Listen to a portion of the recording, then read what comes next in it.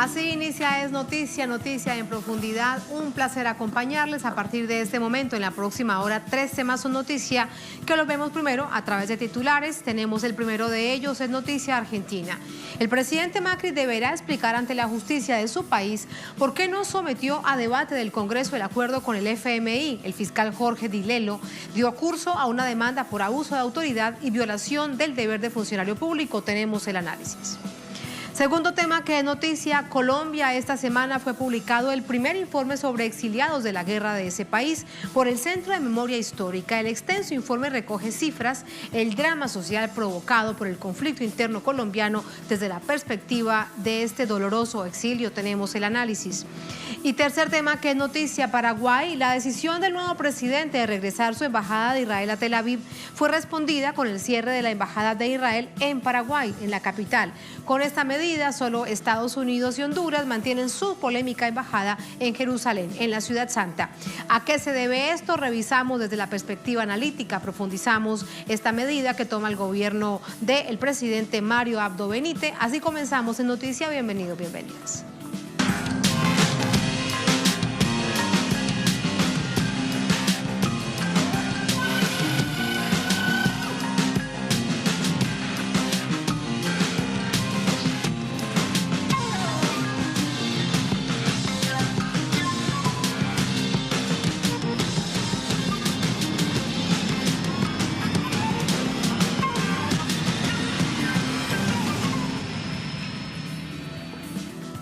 En noticia argentina, el presidente Mauricio Macri y varios de sus ministros fueron imputados por abuso de autoridad y violación del deber tras pactar el endeudamiento y de qué manera de la nación con el Fondo Monetario Internacional sin la autorización del Congreso. Aquí tenemos los detalles. El fiscal federal argentino Jorge Dilelo pidió este miércoles que se investigue si el presidente Mauricio Macri y sus funcionarios incurrieron en los delitos de abuso de poder e incumplimiento de los deberes de funcionario público al concretar con el FMI el crédito stand-by por unos 50.000 millones de dólares. Entre los nombres que figuran en la imputación junto a Macri se encuentra el del jefe del gabinete de ministros, Marcos Peña, el ministro de Economía, Nicolás Dujovne, y el presidente del Banco Central, Luis Caputo. La acción penal presentada la víspera por el dirigente de Unidad Popular, Claudio Lozano, y el presidente del Observatorio del Derecho a la Ciudad, Jonathan Valdivieso, también exige una medida cautelar para que sea dejado en suspenso el endeudamiento con el FMI. Según los denunciantes, el acuerdo con el Fondo Monetario Internacional debía pasar por el Congreso para el debate del presupuesto y su aprobación o negativa, dado que el artículo 75 de la Constitución Nacional establece que corresponde al Congreso contraer empréstitos sobre el crédito de la nación y arreglar el pago de la deuda interior y exterior. Además, la Ley de Administración Nacional prohíbe la delegación de estas facultades al Poder Ejecutivo, salvo en materias determinadas de administración o emergencia pública. El fiscal Dilelo consideró que los hechos e ilegalidades expuestas en la denuncia resultan verosímiles y lógicas.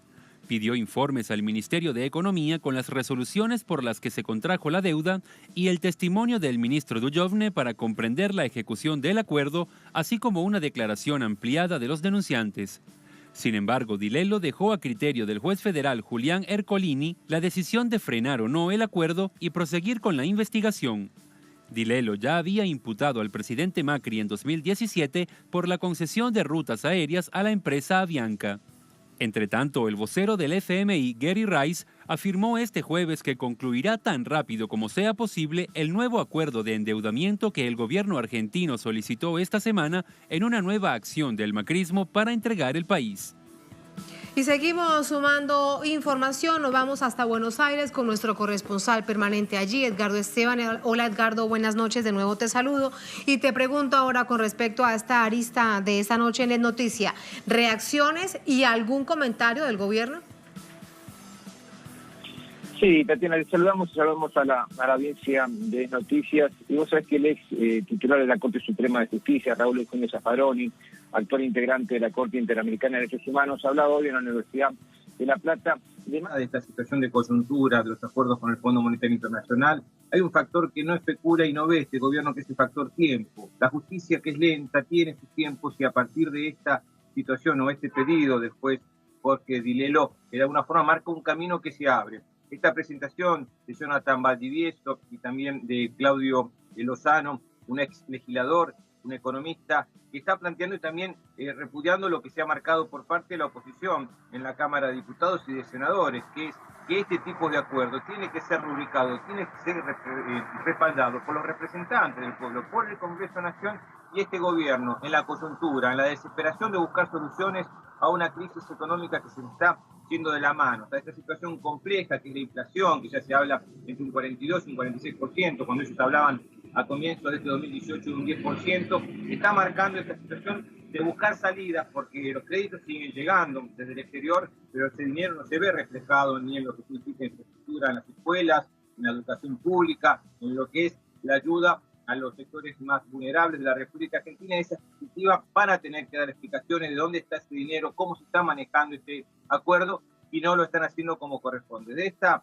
situación creo que comienza un camino con un juez como Ercolini, que ha marcado una autonomía, una independencia que puede dar alguna sorpresa con relación no solamente a la imputación del presidente Mauricio Macri, sino de Marcos Peña, el jefe de gabinete, y también el titular de Economía, Nicolás Ducone, y el titular del Banco Central, que de alguna forma Luis Caputo marca uno de los principales referentes, todos empresarios, hombres de mucha fortuna, que tienen también dinero no declarado en distintas latitudes que no son los de la República Argentina. Y esa perspectiva, seguramente ese factor tiempo que decía Zaffaroni, en algún momento lo van a tener que hablar, y seguramente que va a ser frente a la justicia argentina. Gracias, Edgardo. Información que pasamos de inmediato para sumarla al análisis. Buenas noches. Muy buenas noches. Buenas noches. Vía telefónica nos acompaña Jonathan Valdivieso, él es presidente del Observatorio del Derecho a la Ciudad, está con nosotros desde Buenos Aires, es uno de los demandantes en contra del presidente Mauricio Macri. El fiscal, como lo vean ustedes en la nota anterior, bien nos explicaba nuestro corresponsal Edgardo Esteban, ha aceptado investigar al presidente Macri. Jonathan, buenas noches, ¿cómo está? Buenas noches. Gracias por estar con nosotros, Jonathan. ¿De dónde parte esta demanda que se construye desde el punto de vista jurídico para ser aceptada por parte de este fiscal? Nosotros hace muchísimo tiempo, desde que asumió el gobierno de Cambiemos, el macrismo, venimos denunciando que el presidente se está tomando atribuciones en forma reiterada de las competencias del Congreso, ¿no? Al principio de su gestión empezó a eliminar impuestos a la minería, al agro, a los bienes personales, sin pasar por el Congreso. La misma postura tomó cuando empezó a vender miles de hectáreas de tierra pública, o cuando decidió que las Fuerzas Armadas intervengan en la seguridad interior. En esa continuidad de tomar decisiones unilateralmente, sin tener consenso político, sin pasar por el Congreso, se sumó el anuncio del acuerdo con el FMI al principio de hace 2 meses. Ahí tomamos la decisión de que esta decisión era sumamente grave, ¿no? Que no podía ser tomada únicamente por una persona que coyunturalmente esté ocupando el cargo de presidente, sino que tenía que ser una decisión soberana del pueblo argentino, lo cual no había ocurrido, y lo cual el presidente Macri no tenía intención de que ocurra, ya que no iba a remitir ese acuerdo al Congreso, y que finalmente no lo hizo. A raíz de eso decidimos ir tanto a la justicia contencioso administrativa como a la justicia penal, y donde el fiscal Dilelo tomó en consideración estos argumentos de que el presidente no tenía la potestad constitucional para firmar un acuerdo de endeudamiento, menos un acuerdo con el FMI, y que esa es una decisión por constitución que corresponde al Congreso Nacional. Al tomar válidos nuestros argumentos, el contenido de la demanda decidió impulsar la acción penal e imputar al presidente de la Nación Argentina, al presidente del Banco Central, Luis Caputo, al ministro Duhovne, que es el encargado de las cuestiones económicas, y al jefe de gabinete, Marcos Peña. Ahora queda en manos del juez Ercolini decidir si decide suspender cautelarmente los efectos del acuerdo y avanzar con las medidas probatorias para que esta denuncia penal e impulso de la acción penal vaya concretándose, ¿no? Sí. Así que veremos qué decide el juzgado en relación a esta denuncia penal, y también hay una acción de amparo presentada en otro fuero, el fuero contencioso administrativo, que también estamos esperando que avance y esperamos que la justicia no duerma estas causas que son esenciales, ya que creemos que de la crisis económica no se sale con la simple decisión y voluntades de una persona o de un grupo de ministros, sino con un gran acuerdo nacional, y ese acuerdo nacional tiene que empezar a ser debatido en el Congreso. Jonathan, ahí bien lo dices, 3 ministros también imputados, el jefe de gabinete Marcos Peña, el ministro de Economía, el señor Duyovne, y el presidente del Banco Central, Caputo, muy cercano al presidente Macri. Pero si revisamos lo que significa estas decisiones, hay muchos más altos funcionarios implicados, ¿por qué solo ellos? En principio, son los funcionarios de mayor jerarquía que tuvieron intervenciones de acuerdo con el FMI. El fiscal dejó la puerta abierta para imputar a otros funcionarios, ya que la comisión de delito de abuso de autoridad no solamente la cometen quienes firman las resoluciones o normativas en contra de la Constitución, sino también cada uno de los funcionarios que operativizan esas decisiones que van en contra de la Constitución. Así que por esa razón el fiscal Jorge Dirello imputó a los funcionarios de mayor jerarquía que tuvieron en las negociaciones con el FMI, pero también dejó las puertas abiertas de imputar a otros funcionarios que tengan responsabilidades en este acuerdo, ¿no? Acuerdo que también nosotros denunciamos públicamente e hicimos conocer al FMI de las falencias constitucionales, porque esto para el FMI también tiene una gravedad gigantesca y los hace corresponsables, porque el FMI jurídicamente no ha firmado ningún acuerdo con la nación argentina, sino que ha firmado acuerdos con personas físicas, ¿no? Con personas que están ocupando cargos de funcionarios públicos, pero no ha firmado un acuerdo con el gobierno, con el Estado Nacional, con el Estado argentino, porque justamente no ha tenido participación en el Congreso. Y esto autoriza a cualquier ciudadano y a nuestros futuros gobernantes a desconocer la deuda y a desconocer cada uno de los efectos de este acuerdo con el FMI. Acuerdo que también va en contra de los propios estatutos del FMI, que tiene prohibido prestar dinero, prestar dólares a un país que se encuentra en una situación de fuga de capitales. Gracias a nuestro presidente, la Argentina es un país que no tiene ningún tipo de control ni restricciones a que se pueda sacar del capital los dólares del país. Y lo que ha sucedido es que estos primeros 15.000 millones de dólares que el FMI le prestó a nuestro país terminaron saliendo del país como fuga de capitales, ¿no? No fueron destinados ni a amortización de la deuda, ni a obra pública, ni a mitigar el déficit fiscal, sino que así como entraron, salieron en fuga de capitales, y esa es una cuestión que el FMI tiene prohibido hacer, e incluso tiene las facultades de inhabilitar a los estados que destinan los dólares para la salida de capital, como ha ocurrido en Argentina, donde 9.000 millones de esos 15.000 ya han sido fugados. Y como bien se denuncia, solamente un par de bancos a nivel internacional, a nivel mundial, han tenido de qué manera grandes ganancias. Ahora bien, ¿por qué crees que no pasó por el Congreso? Sí, el gobierno de Cambiemos, la coalición, se ha ufanado durante más de 2 años de tener mayorías. No específicamente con Cambiemos, sino por coalición. Sí, en el Congreso, justamente por esta decisión, que la Argentina tiene una tradición y una memoria colectiva negativa en relación a la intervención del FMI en nuestra economía. Cada vez que esto ha sucedido, hemos terminado en una grave crisis económica y social. Por lo tanto, el macrismo sabía que no contaba con ese consenso político para que el Congreso lo apoye en esta decisión de ir con el acuerdo. Al no contar con ese consenso político, decidió hacer lo que viene haciendo desde el principio, ¿no? Tomar decisiones unilateralmente y luego ver y esperar que nadie actúe en la justicia, ya que también se ha encargado de disciplinar a los jueces o al Poder Judicial en Argentina. Por suerte, la causa o la denuncia recayó en los fiscal con cierta independencia, que decidió avanzar e imputar al detectar algo que es muy fácil de comprobar, que es la ausencia de una ley que autorice al presidente a representar a Argentina en un acuerdo con tanta trascendencia. Ahí está el panorama. Jonathan, gracias por ese testimonio, por explicarnos de manera detallada de dónde parte la demanda. Veremos cuál es la decisión que toma la justicia en adelante. Muy buenas noches. Muchas gracias a ustedes por difundir esta información. Gracias a ustedes. Así nos vamos a la primera pausa en esta emisión de Es Noticia. Al volver, nos quedamos en América Latina. Les contamos que es noticia Colombia.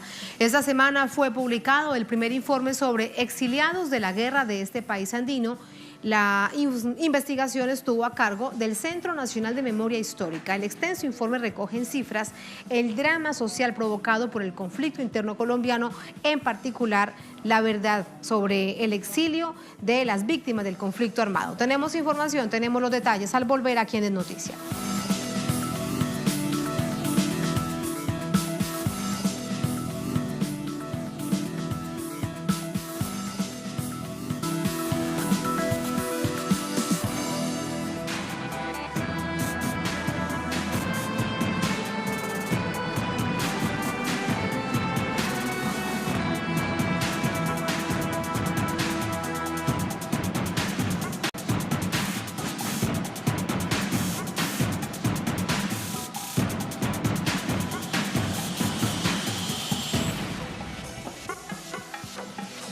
En Noticia Colombia, esta semana se ha conocido el primer informe sobre exiliados de la guerra interna de este país, una investigación que realiza el Centro Nacional de Memoria Histórica. El documento recoge cifras, el drama social del conflicto interno colombiano. El extenso informe titulado Exilio colombiano, huellas del conflicto armado más allá de las fronteras, recopila la evolución de las consecuencias sociales de la prolongada confrontación armada. Asegura que durante el recrudecimiento del conflicto entre los años 2000 y 2012, cerca de 400.000 colombianos tuvieron que cruzar las fronteras para salvar sus vidas y las de sus familias de la violencia de los paramilitares, los guerrilleros y los agentes del Estado. Por su proximidad geográfica y cultural, los principales lugares de destino de los colombianos exiliados han sido Venezuela, Ecuador y Panamá. La mayor parte de las víctimas han sido campesinos, indígenas y afrodescendientes, quienes en muchos casos sufrieron primero un desplazamiento interno y luego se vieron forzadas a cruzar las fronteras internacionales. Esta forma de violencia, que constituye una prolongación del desplazamiento forzado fuera de las fronteras colombianas, se conoce como éxodo transfronterizo o exilio. El Centro de Memoria Histórica es un organismo público del Estado colombiano creado en 2011 para contribuir a la reparación integral de las víctimas del conflicto. Las cifras que arroja lucen conservadoras en comparación con las de otras organizaciones. El Alto Comisionado de Naciones Unidas para los Refugiados, ACNUR, reporta que más de 500.000 de colombianos salieron de su país en la última década huyendo del conflicto armado, mientras que las asociaciones de víctimas del conflicto estiman que los exiliados son entre 1 y 2 millones. Según cifras de ACNUR del año 2016, del total de ciudadanos con estatus de refugiado en Panamá, Venezuela y Ecuador, el 93% son colombianos. Más información con Tatiana Portela desde Bogotá, nuestra corresponsal permanente en la capital colombiana. Tatiana, ¿qué repercusiones ha tenido este informe, lo que ya se conoce de él? Pues han sido varias las reacciones que ha suscitado este informe. Por su parte, pues lo que dicen la sociedad civil es que estas cifras lo que demuestran es que el Estado por décadas ha sido ineficiente, no solamente para combatir esas estructuras paramilitares y guerrilleras que han sacado de sus territorios a los indígenas, campesinos y afrodescendientes, sino también que ha sido ineficiente a la hora de brindar una ayuda humanitaria para estas personas. Y es clave también recordar que a pesar de que hay hoy un posconflicto en varias zonas del país o en todo Colombia, pues todavía se suscitan más desplazamientos internos debido a las disputas de bandas criminales por el narcotráfico. Pero una cifra que también realizó este informe del Centro Nacional de Memoria Histórica, y es que dice que Venezuela ha sido uno de los países que más ha acogido a la población colombiana. Tenemos que desde el 2015 registraron por cerca de unos 720.000 colombianos que se encuentran refugiados en ese país, en Venezuela. Pero también hay que decir que este informe se presentará uno nuevo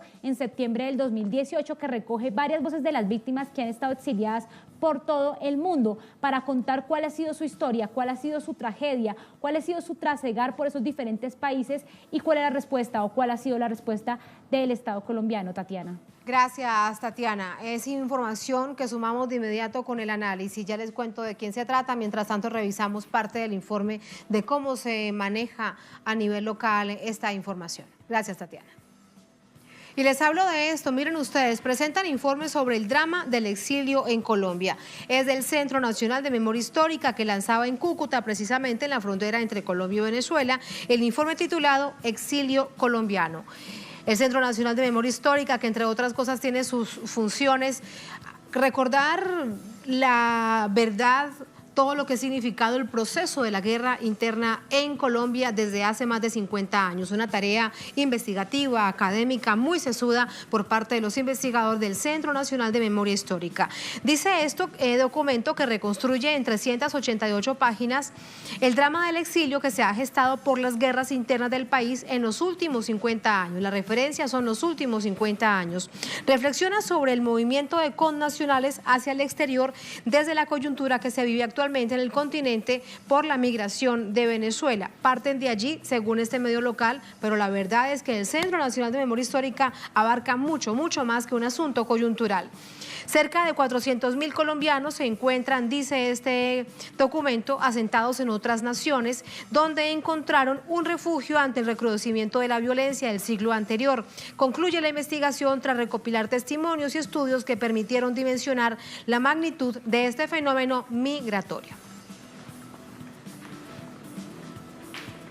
Así nos vamos con el análisis. Para ello nos acompaña Lilia Solano. Ella es profesora, investigadora, trabajadora de los derechos humanos, también con nosotros desde Bogotá. Hola Lilia, buenas noches, un placer, ¿cómo estás?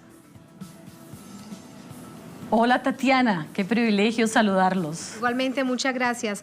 Lilia, ¿será que este documento sí nos podrá contar la verdad acerca del exilio de las víctimas del conflicto armado colombiano? Es una verdad que en algunos momentos se ha entregado a medias, cifras además muy manipuladas. Ahora obviamente tiene el sello del Centro Nacional de Memoria Histórica.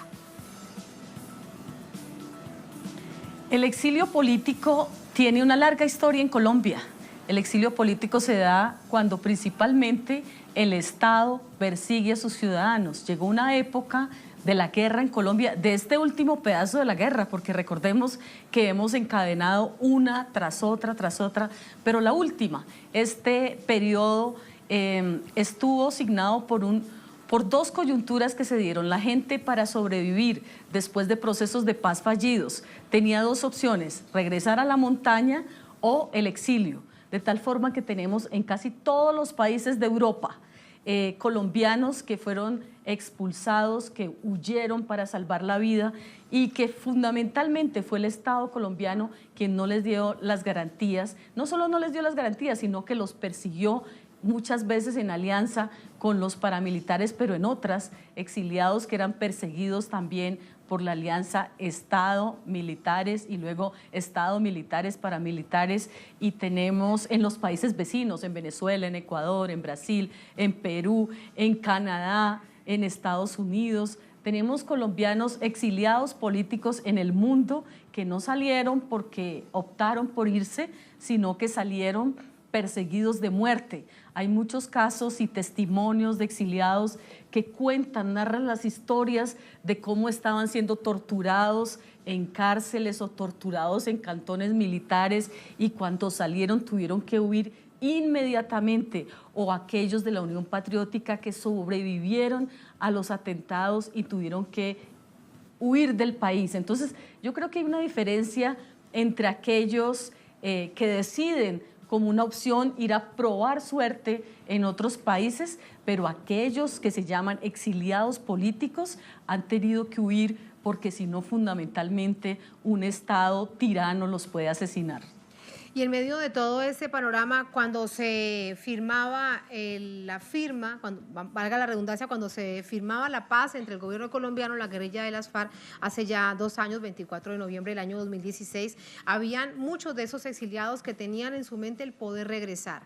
Pero vimos cómo se ha recrudecido el conflicto armado, el asesinato de líderes sociales, de activistas de derechos humanos, de líderes indígenas. ¿Se detiene entonces esa esperanza, Lilia?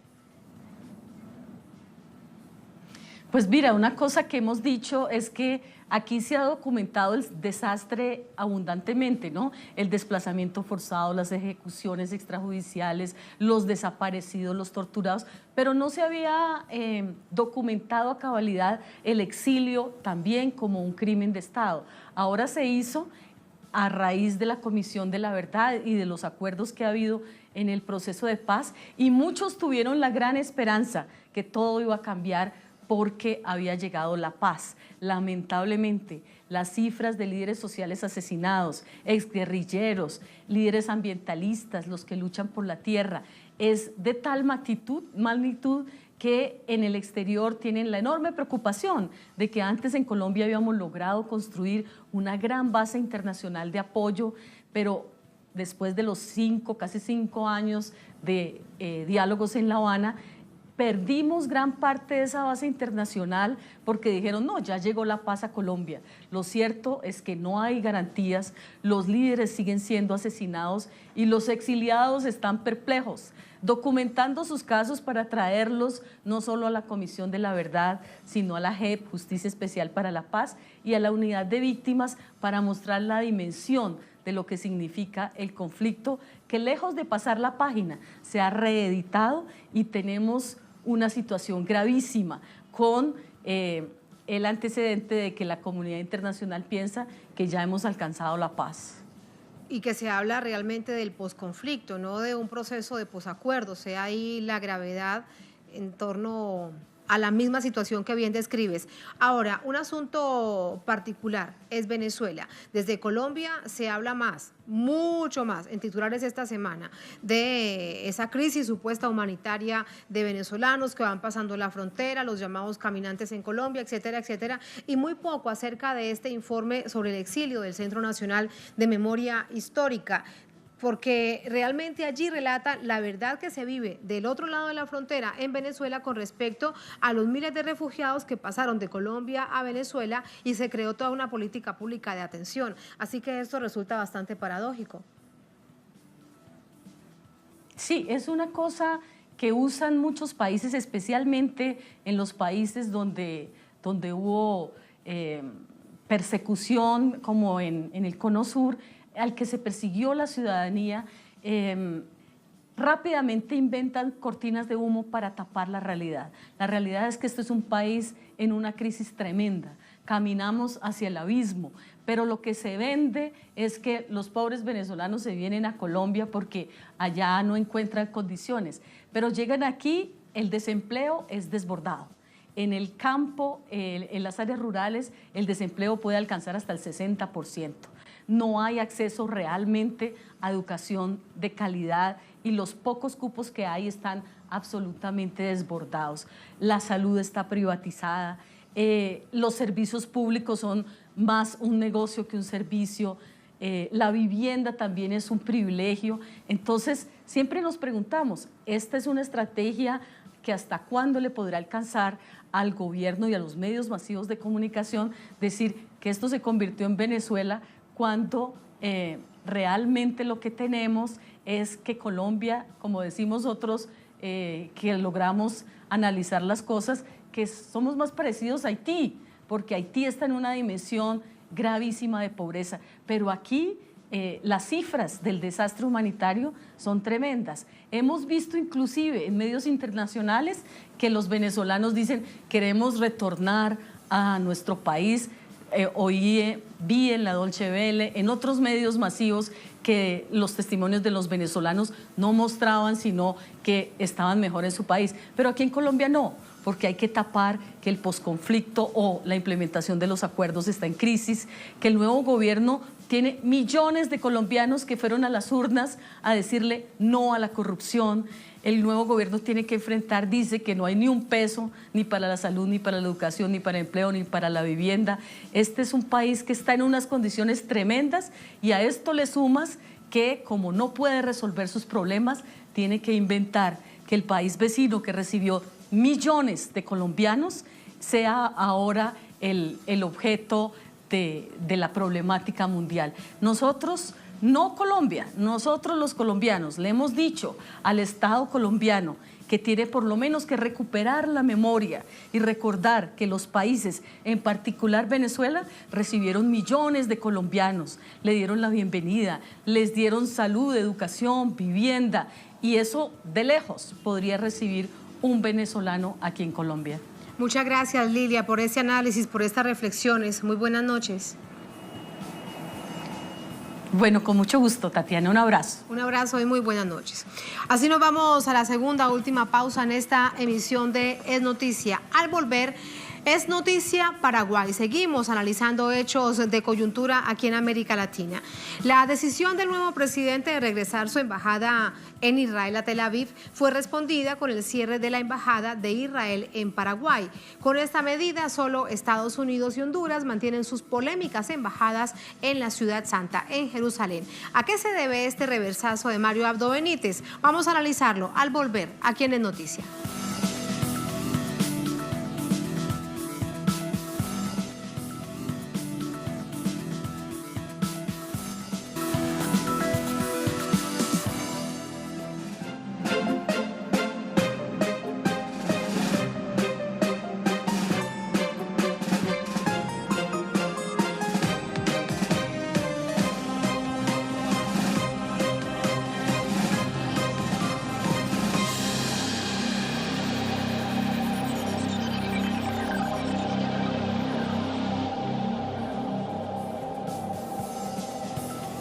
En Noticia Paraguay, la decisión del nuevo presidente de regresar su embajada en Israel a Tel Aviv, de Mario Abdo Benítez, fue respondida por parte de Israel con el cierre de su embajada en Paraguay, en la capital. Con esta medida, como les decíamos en titulares, solo Estados Unidos y Honduras mantienen sus polémicas embajadas en Jerusalén. Aquí tenemos detalles de este hecho. La embajada paraguaya en Israel volverá a Tel Aviv tras el anuncio del gobierno de Mario Abdo Benítez de revocar la decisión de su antecesor Horacio Cartes, que convirtió a Paraguay en el tercer país en trasladar su sede diplomática a Jerusalén tras Estados Unidos y Guatemala, rompiendo así con décadas de consenso internacional sobre la no capitalidad de la Ciudad Santa. El anuncio fue realizado por el canciller Luis Castiglioni luego de reunirse con el jefe de Estado. El gobierno de la República del Paraguay considera pertinente restablecer la sede de su embajada ante el Estado de Israel en la ubicación previa al comunicado de fecha 9 de mayo del 2018. En su declaración a la prensa, Castiglioni indicó que Paraguay considera que el estatus de Jerusalén debe ser abordado por las partes involucradas a través de negociaciones en el marco de las disposiciones de los organismos internacionales competentes y que el traslado de la embajada se hará de forma inmediata. En respuesta, Israel anunció a través de la red social Twitter el cierre de su embajada en Paraguay. El primer ministro Benjamín Netanyahu ordenó a su Cancillería cerrar la embajada de Israel en Paraguay. Israel ve con suma gravedad la decisión extraordinaria de Paraguay, la cual nublará las relaciones bilaterales. La decisión presidencial podría provocar una fisura en el Partido Colorado al que pertenecen Cartes y el actual mandatario y da cuenta de la falta de respaldo internacional a la decisión estadounidense de violar los acuerdos internacionales sobre el estatus de Jerusalén. Vamos con el análisis. Para ello nos acompaña Ricardo Canese, diputado del Mercosur, analista internacional, nos acompaña desde Asunción.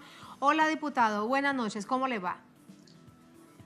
Buenas noches, ¿cómo están? Una satisfacción conversar con todos ustedes. Muchas gracias. Nos preguntábamos antes de la pausa, con las imágenes de fondo, ¿a qué se debe este reversazo del gobierno paraguayo, en particular lo que lleva de gobierno Mario Abdo Benítez? ¿Qué es lo que pasó?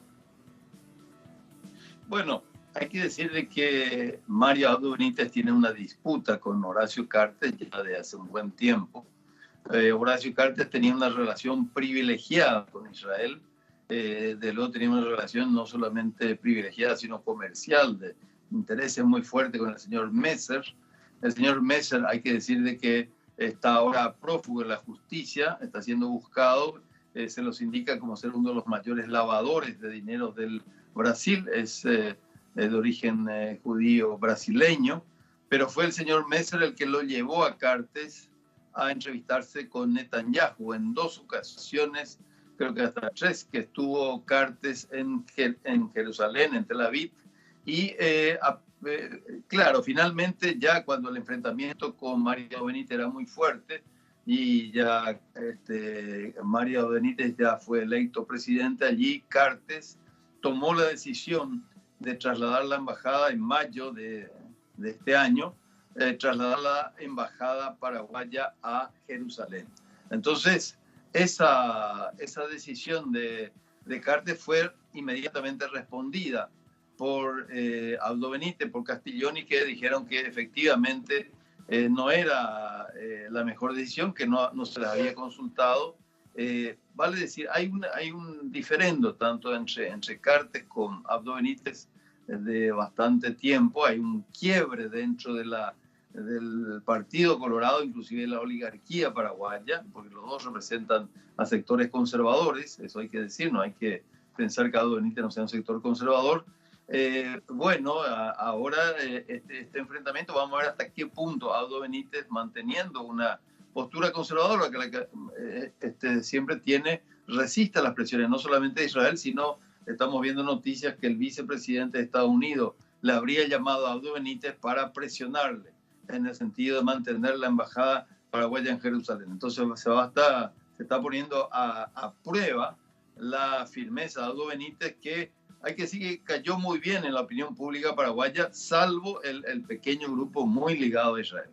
Claro, diputado, pero esta pugna de carácter político entre Mario Abdo Benítez y el expresidente Horacio Cartes es tan fuerte para llegar a verse planteada en un escenario geopolítico, porque bien recordemos todas las reacciones que se han generado, incluso heridos y muertos del lado palestino por la decisión del gobierno de los Estados Unidos de trasladar de Tel Aviv su embajada a Jerusalén. Claro, hay que decir que Abdo Benítez, como su apellido lo indica, Abdo es de origen sirio-libanés. Por ahí también alguna gente especula de que efectivamente él no es que va a tener una política pro-árabe así abiertamente, pero obviamente no va a tener la política pro-israelí tan abierta y tan burda que tenía Cartes, que tenía una relación no solamente carnal con Israel, sino de negocios, donde hay que decir que en realidad este señor Messer, que ahora está prófugo de la justicia, bueno, no sabemos si Cartes le protegía a él o él le protegió. De hecho, él le protegió a Cartes cuando Cartes estuvo... Diputado, pero me ha nombrado usted en 2 oportunidades a este señor Messer. ¿Quién es? ¿Qué hacía en Paraguay? ¿Qué relación tenía con el presidente Horacio Cartes para tratar de entender entonces esta conexión? Claro, Messer y los indica, y eso usted puede ver en las publicaciones no solo de Paraguay, sino de Brasil, como el mayor lavador de dólares del Brasil. O sea que, hablando de Brasil, estamos hablando de fortunas inmensas. Y cuando Cartes tuvo problemas ya, estamos hablando inclusive al fin de la dictadura de Alfredo Stroessner, cuando él huyó porque estaba siendo perseguido por la justicia por robar al Estado, no era que por ninguna causa política, por robar al Estado. Bueno, fue Messer el que lo recibió en Brasil, le dio asilo, lo protegió, y de ese momento tuvo una relación muy estrecha con esta persona que es de origen judío, de mucha confianza de Netanyahu, ¿no es cierto?, de mucha confianza, y fue el que lo llevó a Israel repetidas veces. Hay que decir que aparte estaba el negocio del agua, había una empresa israelí de agua que pretendía hacer negocios. De hecho, el mismo Cartes tenía una guardia pretoriana que eran por lo menos exfuncionarios de la Mossad. O sea, Cartes tenía esa relación, digamos, carnal, muy estrecha con Israel. La diferencia entre Cartes y Abdo Benítez vienen pues, también por otros motivos, no es ese quizá el principal motivo, pero lo cierto es que ese enfrentamiento entre Abdo y Cartes lo hace enfrentarse con Messer, lo hace enfrentarse también, y por el mismo origen sirio-libanés de Abdo Benítez se puede presumir de que él quiere por lo menos mantener una postura más neutral. Pero vuelvo a decir, se va como ahora yo estoy leyendo la noticia, el vicepresidente de Estados Unidos, muy pocas veces en nuestro país un vicepresidente de Estados Unidos le llama a un presidente de la República, le ha llamado a Abdo Benítez para que revea su postura. Vamos a ver si Abdo Benítez tiene la suficiente firmeza para mantener su postura y mantenerse en su decisión de trasladar, como yo creo que es correcto, ¿no es cierto?, trasladar la embajada de Paraguay de Jerusalén a Tel Aviv, porque realmente con eso vamos a estar ganando un conflicto sin ninguna ventaja para el país, y al contrario, la decisión de Cartes de poner la embajada de Paraguay en Jerusalén causó un repudio generalizado del mundo árabe. Vamos a ver qué pasa, pero ojalá que realmente nosotros, de hecho, estamos en oposición, No sabemos que Abdo Benítez es una persona de carácter más bien conservador, muy amiga de Estados Unidos. Entonces, una presión de los Estados Unidos, yo creo que quizás es de pronóstico reservado, como se dice. No sabemos realmente qué va a pasar. Hay que estar muy pendientes de ello. Me queda una pregunta desde la política interna por hacerle.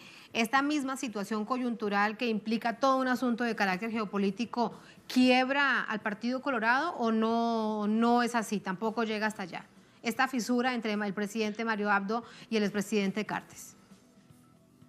Mire, el Partido Colorado está en la práctica quebrado. Esa es la verdad. Sí, digamos, en el Congreso, los que casi siempre votan en contra de Abdo Benítez son los parlamentarios que responden a Horacio Cartes. O sea, en este momento, si bien el Partido Colorado muchas veces ha estado quebrado y después se han vuelto a unir, pero sí, en este momento parece que se está ensanchando ese abismo, esa grieta entre el grupo de Cartes y de Abdo Benítez, que podría llegar inclusive a una ruptura formal. Pero de hecho, sí, yo diría que en este momento es uno de los momentos de mayor distanciamiento de Cartes con Abdo Benítez, no solamente por este tema, por el tema de que Abdo Benítez tampoco acompañó el juramento de Cartes como senador, ¿no es cierto? Él finalmente, si Abdo Benítez lo hubiese acompañado, Cartes hoy hubiera sido senador activo, no le dejó ser senador activo, y Cartes no le perdona eso y está permanentemente a través de sus medios de prensa, pues Cartes compró muchos medios de prensa, le está atacando permanentemente a Abdo Benítez. Entonces, es una situación de quiebre del Partido Colorado que no sabemos realmente cómo va a terminar. Muchas gracias, diputado, por ayudarnos a entender desde un hecho la complejidad que vive el Paraguay desde la perspectiva política, con nada más y nada menos que con el partido gobernante. Muchas gracias, muy buenas noches. Buenas noches, gracias a ustedes. Buenas noches. Gracias también a ustedes. Así ponemos punto final a esta emisión de Noticias. Recuerden nuestra cita de este viernes a las 8:30 de la noche, hora local aquí en Caracas, en Venezuela. Durante esta jornada, otro hecho fue noticia. Se dio en Brasil. Con esas imágenes nos despedimos. Hasta mañana entonces.